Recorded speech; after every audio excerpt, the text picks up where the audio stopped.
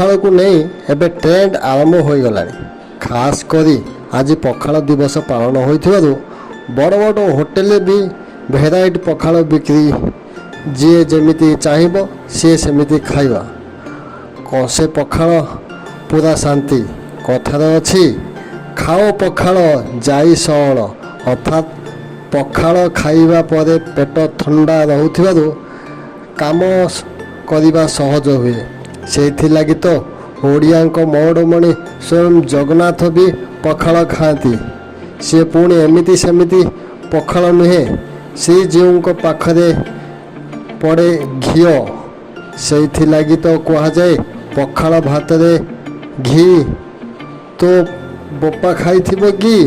ଅର୍ଥାତ୍ ପଖାଳ ଭାତରେ ଘିଅ କେବଳ ମହାପ୍ରଭୁ ହିଁ ଖାଆନ୍ତି। ଆମର ଆରାଧ୍ୟ ଦେବତା ଯେବେ ପଖାଳ ପ୍ରିୟ, ସେବେ ଓଡ଼ିଆ ବା ଏଥିରୁ ଦୂରେଇ ରହିବେ କେମିତି?